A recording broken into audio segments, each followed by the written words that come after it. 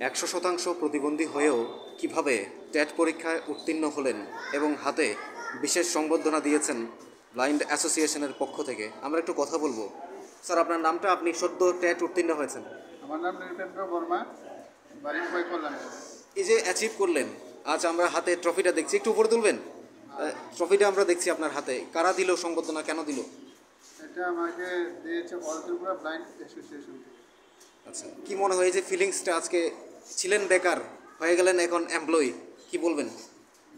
না, আসলে মানে আমি খুবই আনন্দিত, আমি পাস করতে পেরেছি। আর তাছাড়া আমাকে আমার অল ত্রিপুরা ব্লাইন্ড অ্যাসোসিয়েশনের থেকে আমাকে সম্বর্ধনা দিয়েছে, আমি খুবই গর্বিত। আমি ওনাদেরকে অনেক অনেক ধন্যবাদ জানাই।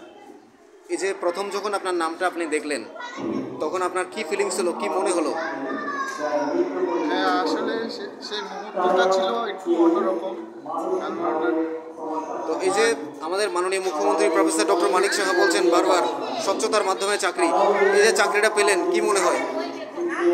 হ্যাঁ, আমি খুবই আনন্দিত। আসলে আগে ছিল আমি আমি আমার লাইফে অনেকগুলো ইন্টারভিউ দিয়েছি, বিগত সরকারে আমরাও ইন্টারভিউ দিয়েছি, কিন্তু চাকরি হবে হবে পরেও কিন্তু হয়নি। আর আপনার বন্ধুরাও সাথে দাঁড়িয়ে আছে, আপনার কি মনে হয় এই যে চাকরি পেলো আপনার বন্ধু, কি বলবেন? কি বলবো, আসলে খুব খুশি হয়েছি আমার বন্ধু চাকরি পেয়েছে। এই যে একটা বেকার ছেলে স্বচ্ছতার মাধ্যমে নিজে অক্লান্ত পরিশ্রম করে আজ চাকরি পেয়েছে, কি বলবেন আপনি?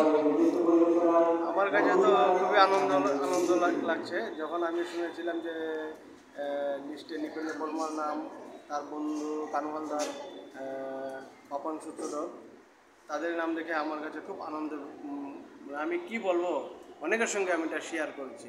আর আমি তো একজন সরকারি দপ্তরের কর্মচারী।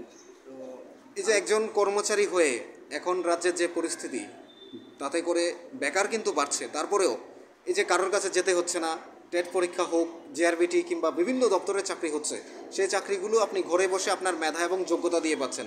স্যার, আপনি তো আজ এই যে ট্রফি হাতে নিয়েছেন, কি বলবেন এই এই দক্ষতাকে, কি বলবেন? না, আসলে আমি অনেক খুশি। মানে এভাবে যদি স্বচ্ছতার মাধ্যমে চাকরি হয়, তাহলে যারা মানে